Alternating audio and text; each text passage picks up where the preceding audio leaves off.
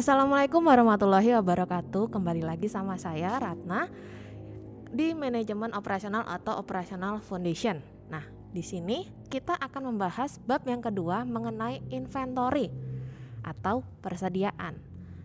Nah, di sini nanti akan ada beberapa subbab. Kita masuk aja ke subbab yang pertama. Subbab pertama, apa sih itu inventory? Terus kenapa perusahaan butuh inventory tersebut? Nah, mungkin kalian bisa mikir, inventory itu buat apa sih? Biasanya inventory kalian akan connect-nya ke gudang. Gudang buat apa sih? Oh ya udah, persediaan. Tapi apakah hanya sebatas itu? Nah, di sini akan kita bedah lebih dalam. Sebelumnya kita harus pikirkan terlebih dahulu bahwa ada dua pemikiran yang berbeda antara yang dipikirkan oleh orang-orang biasa sama dengan perusahaan. Ketika orang biasa, mereka akan berpikiran bahwa inventory adalah apa yang ada di gudang, ditaruh di rak, dibeli sama konsumen. Ya udah, itu inventory. Cuman sebatas apa penjual nyimpan di gudang buat cadangan, kalau misalnya sewaktu-waktu ada yang beli, taruh di rak, ada yang beli, selesai. Itu inventory. Tapi kalau misalnya dari sisi perusahaan, inventory itu ada sesuatu yang tidak harus mereka jual. Misal, mesin itu adalah inventory mereka.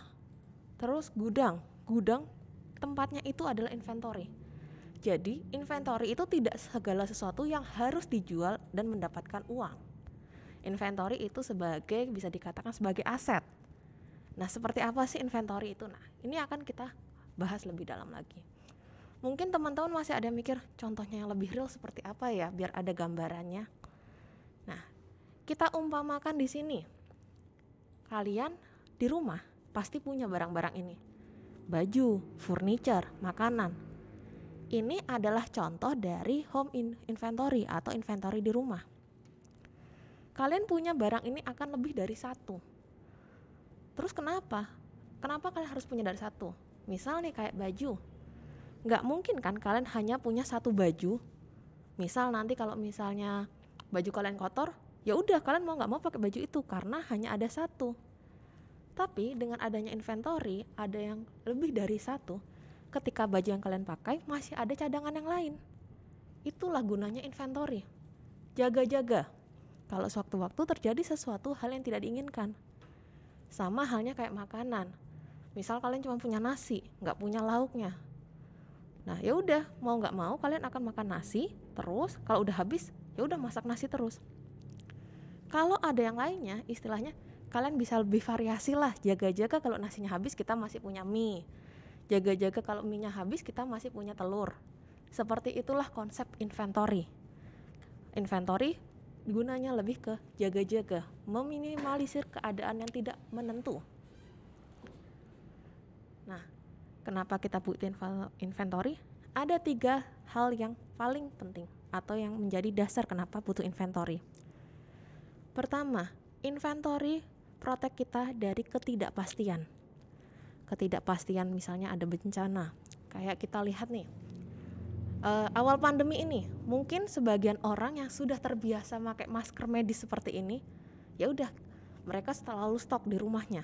Tapi bagi kita yang masker medis itu kalau beli kalau lagi pas sakit aja, itu kan pas awal pandemi susah banget nyari masker medis, bahkan harganya terlalu mahal. Nah, bagi mereka yang sudah terbiasa nyetok atau mempunyai masker medis di rumah, itu setidaknya mereka punya inventory-nya.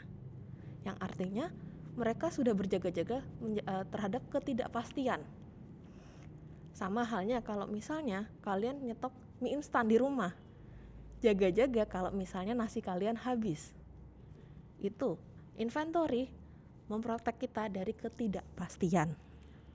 Yang kedua, inventory memprotek kita dari risiko. Misal, ini kita langsung ke ini aja deh, ke perusahaan. Kalian punya suatu usaha yang sering kerjasama sama supplier. Tiba-tiba dapat yang namanya pesanan dari konsumen yang lebih banyak dari biasanya. Biasanya kalian cuma produksi 50 satu hari. Ada konsumen pesan lagi jadi 100. Nah, kalau nggak punya inventory, kalian nggak bisa nih memenuhi 100-nya ini. Mau nggak mau, kalian harus kontak suppliernya lagi nih. Oke, aku minta bahan baku untuk 50 barang lagi nih. Tapi kalau misalnya suppliernya nggak bisa, otomatis kan kalian kehilangan kesempatan untuk mendapatkan konsumen tersebut. Karena kalian hanya punya bahan baku untuk 50 produk saja. Dan yang terakhir, inventory akan memproteksi kita dari segala sesuatu yang kejadian buruk. Seperti yang saya katakan tadi, jaga-jaga. Misal nih, kalian nggak punya, punya inventory barang, kayak tadi yang usaha tadi.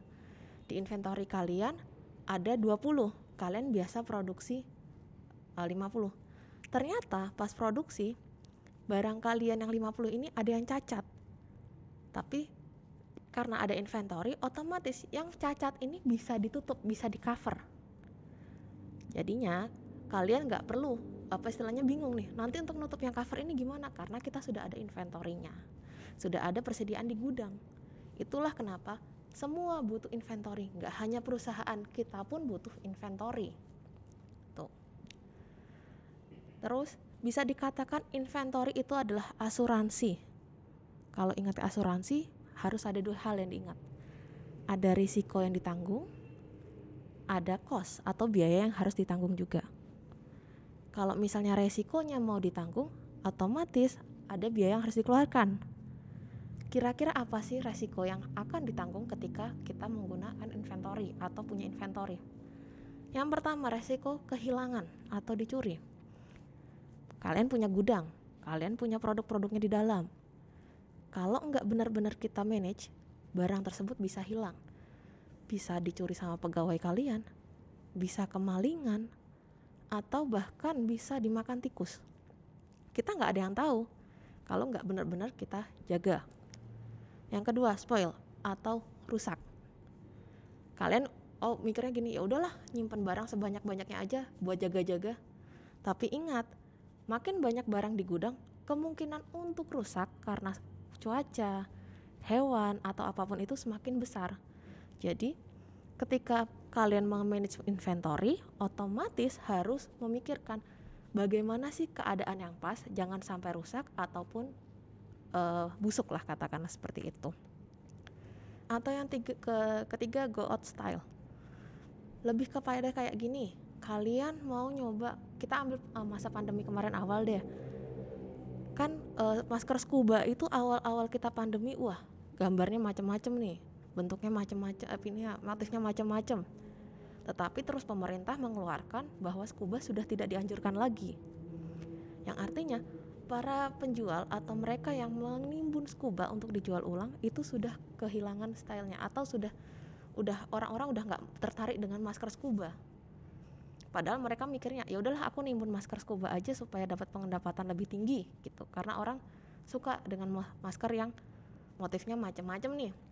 Tapi ternyata karena sudah go out style atau sudah tidak dianjurkan lagi, inventory tersebut atau masker scuba tersebut hanya tertimbun, malah jatuhnya bikin dari segi ini rugi atau defisit. Karena ada resiko-resiko tadi, otomatis ada biaya yang harus ditanggung. Biaya-biayanya yang satu, dari segi storage.